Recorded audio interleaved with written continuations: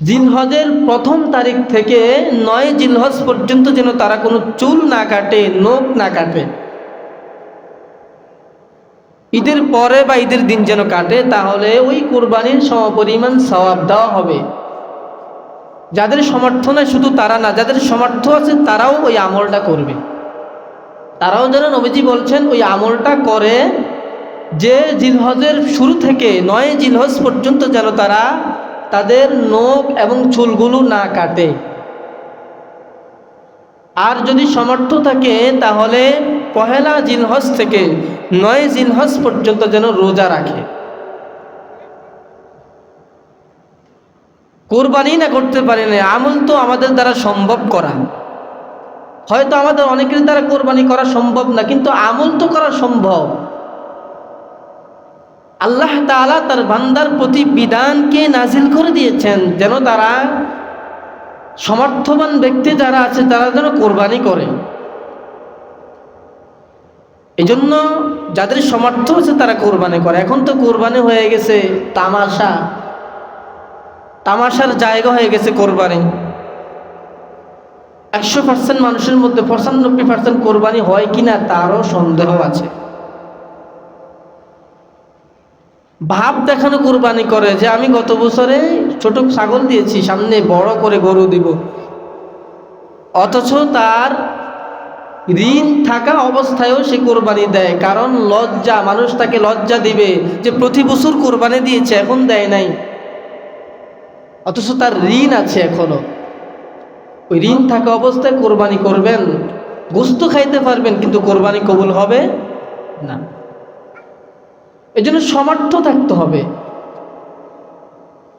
যাদের 52.5 বড়ি রূপা আছে তাদের উপর কোরবানি করা ফরজ। 1 বড়ি রূপা মনে হয় বর্তমানে 1800 এরকম 1200 এরকম হয়। তো 52 বড়ি রূপা যদি 52,000 হয় তো তার উপরে তো কোরবানি ফরজ। আপনার সংসার, আপনার খাওয়া দাওয়ার পর্যায়ে, ঔষধ বড়ির শেষ এর পর্যায়ে যা থাকে, এর পর্যায়ে যদি আপনার ওই সমপরিমাণ সম্পদ থাকে, টাকা থাকে, তাহলে কোরবানি করা কি ফরজ, ওয়াজিব। এই জন্য এগুলোর দিকে আমাদের খেয়াল রাখতে হবে। আমরা তো বুঝি না, জানারও চেষ্টা করি না।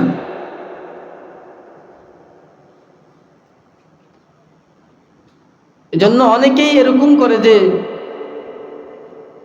সন্তান 2 জন বিদেশে থাকে, তারা টাকা পাঠায় আর বলে বাবা আমি আপনাকে 10,000 টাকা দিলাম, আপনি আপনার নামে অথবা মার নামে কোরবানি করেন, কোরবানি দেন। অথচ ওই সন্তানের উপরেও কিন্তু কোরবানি ওয়াজিব হয়ে আছে।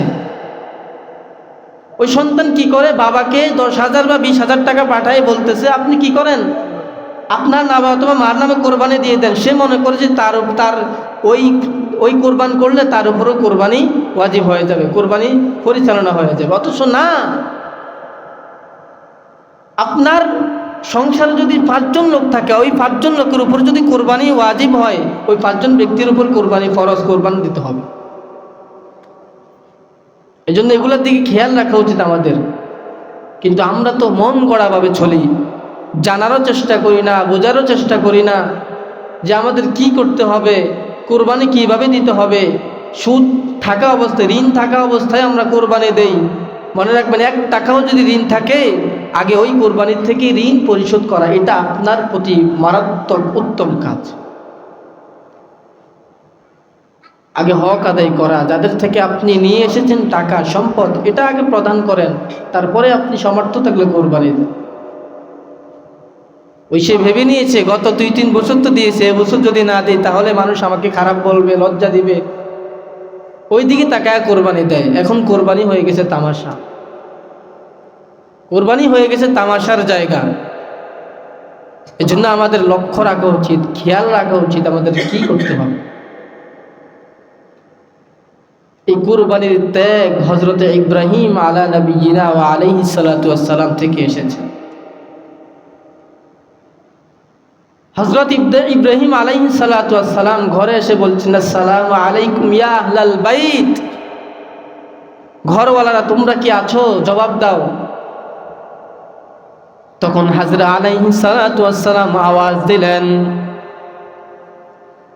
আওয়াজ দেওয়ার সাথে সাথে হযরতে ইসমাঈল আলাইহিস সালাতু ওয়াস সালাম আসলেন। তখন মা হাজরা বলতেছেন, ইসমাঈল, এই তো তোমার বাবা। হযরতে ইব্রাহিম আলাইহিস সালাতু ওয়াস সালাম, সেই তো তোমার বাবা।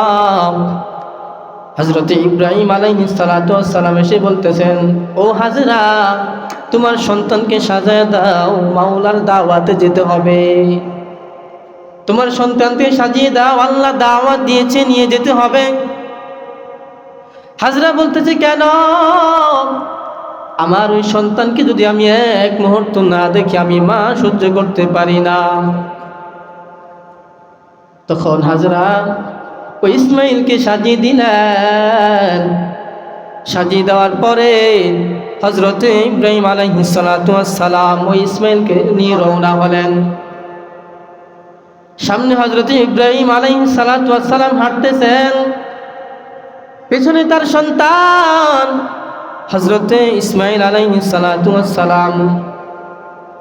তখন হযরতে ইব্রাহিম আলাইহিস সালাতু ওয়াস সালাম পিছনের দিকে তাকায় না, তাকালেই তো সন্তানের প্রতি মায়া লেগে যাবে। আল্লাহ তাআলা হযরতে ইব্রাহিম আলাইহিস সালাতু ওয়াস সালামকে ঘুমের মাঝে স্বপ্ন দেখিয়েছেন, ও ইব্রাহিম, তোমার সন্তানকে আমি রবের জন্য কুরবানি করে দাও। তখন ইব্রাহিম আলাইহিস সালাতু ওয়াস সালাম প্রস্তুতি নিলেন, সন্তানকে বললেন, ও ইসমাঈল, আল্লাহ তাআলা তোমাকে কুরবানি করার জন্য আল্লাহ তাআলা আমাকে নির্দেশ দিয়েছেন যেন তোমাকে আমি কুরবানি করে দেই। ইসমাঈল, তুমি কি বলো, আমাকে একটু জানায় দাও। ইসমাঈল বলে, ও আব্বা, আল্লাহ যেই আপনার উপর ওই কুরবানি করার জন্য হুকুম করেছেন, আমি প্রস্তুত হয়ে গেলাম। আপনি মনে করেন আমি ওই ধৈর্যশীলদের অন্তর্ভুক্ত হয়ে গেলাম, আপনি আমাকে নিশ্চিন্তে কুরবানি দিতে পারেন। কেমন সন্তান আর কেমন বাবা! জমিনের মধ্যে যদি এমন হতো তো কি যে অবস্থা হয়ে যেত, পালানোর কোনো সুযোগ পেত না। আল্লাহ তাআলা তার বান্দাদেরকে এত সহজ করে দিয়েছেন, তারপরও বান্দারা কেন বুঝে না, বুঝারও চেষ্টা করে না, মানে না। আল্লাহ তাআলা বলেন, আমি আল্লাহ আমার বান্দার উপর যেইভাবে নামাজকে ফরজ করে দিয়েছি, আমি আল্লাহ বান্দার উপর ওইভাবে কোরবানিকেও ফরজ করেছি যাদের সামর্থ্য আছে। তো হযরত ইব্রাহিম আলাইহিস সালাতু ওয়াস সালাম সন্তানকে বলতেছেন, ও ইসমাঈল, প্রস্তুত হয়ে যাও। সন্তান বলে, বাবা আমি প্রস্তুত হয়ে গেলাম। তখন ইব্রাহিম আলাইহিস সালাতু ওয়াস সালাম ওই সন্তানকে নিয়ে মিনা বাজারে চলে গেলেন। মিনা বাজারে চলে যাওয়ার পর সন্তান বলে, ও বাবা, আপনি যদি আমাকে জবাই করেন, ছুরিটাকে ভালো করে ধারান। ইব্রাহিম আলাইহিস সালাতু ওয়াস সালাম ওই ছুরিটাকে ভালো করে ধার দিলেন যেন তার সন্তান কষ্ট না পায়। ইসমাঈল বলে, বাবা, আমাকে জবাই দেওয়ার আগে আপনার দুটো চোখ আপনি বেঁধে নেন। যদি আপনার নজর আমার দিকে পড়ে যায়, তখন আপনি মায়ার নজর আমাকে জবাই দিতে পারবেন না। ও বাবা, আপনি আগে আপনার চোখটাকে ভালো করে বেঁধে নেন, পরে আমার গলায় আপনি ছুরিটা চালান। কেমন ইসমাঈল আর কেমন বাবা! এখান থেকে শিক্ষা নাও, রবের দেওয়া বিধান কি পরিমাণ গুরুত্ব। হযরতে ইব্রাহিমকে আল্লাহ সামান্য ঘুমের মধ্যে স্বপ্নের মাধ্যমে দেখিয়ে দিয়েছেন। আর আমরা আল্লাহ তাআলার বিধান, নামাজ আল্লাহ তাআলার বিধান, রোজাও আল্লাহ তাআলার বিধান, হজও আল্লাহ তাআলার বিধান। এই আল্লাহ তাআলার বিধান আমরা মানি না, মানারও চেষ্টা করি না। আমরা যে আল্লাহ তাআলা যে আমাদেরকে বানিয়েছেন, কি পরিমাণ মায়া আর দয়া দিয়ে আল্লাহ আমাদেরকে বানিয়েছেন। হযরত ইসমাঈল আলাইহিস সালাতু ওয়াস সালাম বলেন, বাবা আপনি আমার হাত দুটোটা বাঁধেন। হাত দুটোটা বাঁধার পর আমার চোখেও আপনি ভালো করে গামছা দিয়ে বেঁধে দেন, যেন আপনার নজর আমার চোখে না যায়, আমার নজর আপনার চোখে না যায়। তখন ইসমাঈল আলাইহিস সালাতু ওয়াস সালামকে শোয়ালেন। শোয়ানোর পরে তার গলায় ছুরি চালাইলেন, কিন্তু ছুরি চলে না। ইব্রাহিম বলে, একটু অপেক্ষা করো, আমি ছুরিটাকে আরো একটু ধারাই। তখন ইব্রাহিম আলাইহিস সালাতু ওয়াস সালাম একটু চেক দিলেন ছুরিটার কি পরিমাণ পাওয়ার। ওই ছুরিটা দিয়ে একটা পাথরের মধ্যে আঘাত করলেন, সাথে সাথে পাথর চূর্ণ বিচূর্ণ হয়ে গেলেন। ওই দিক থেকে আল্লাহ বলবেন, ও ছুরি, আমার ইসমাঈলের একটা পশম যেন না কাটা হয়। ইব্রাহিম আলাইহিস সালাতু ওয়াস সালাম দ্বিতীয়বার যখন আবার ছুরি বসাইতে লাগলেন, ইসমাঈলের গলার ছুরি ইসমাঈলের গলাটা কাটে না।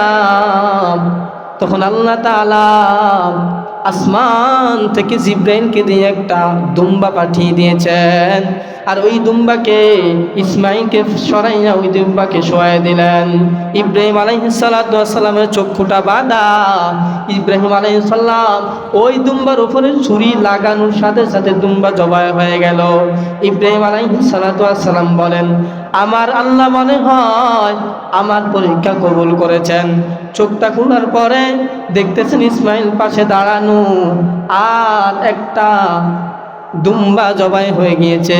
আল্লাহ বলে, ও ইব্রাহিম, আমি তোমাকে পরীক্ষা করেছিলাম, আজ আমার পরীক্ষায় তুমি উত্তীর্ণ হয়েছ। এইভাবেই তো কুরবানির ইতিহাস জারি হয়েছে। ওই থেকেই তো এখন পশু জবাই করা হয়।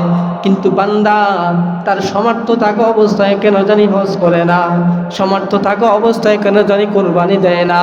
আল্লাহ বলে, আমি রবের সামনে দাঁড়াইতেই হবে, উপায় নাই। রবের সামনে কিভাবে দাঁড়াবা? আল্লাহ যদি বলেন, আমি যে তোমাদেরকে দুনিয়ার মধ্যে তোমাদেরকে বিবেক দিয়েছিলাম, সম্পদ দিয়েছিলাম, এত কিছু দেওয়ার পরেও তোমরা এই সম্পদ দিয়ে কি করেছ, ওই বিবেক দিয়ে কি করেছ, সামান্য পরিমাণও কেন ভাবো নাই? আল্লাহ বলে, আমি রবের আযাব এই তো পরিমাণ ভয়ানক, বিন্দু পরিমাণ সহ্য করতে পারবা না।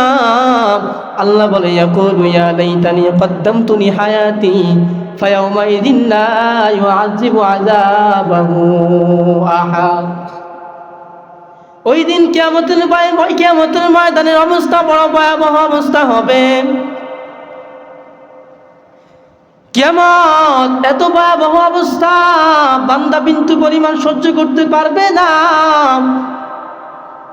আল্লাহ তাআলার আযাব বড় ভয়ানক।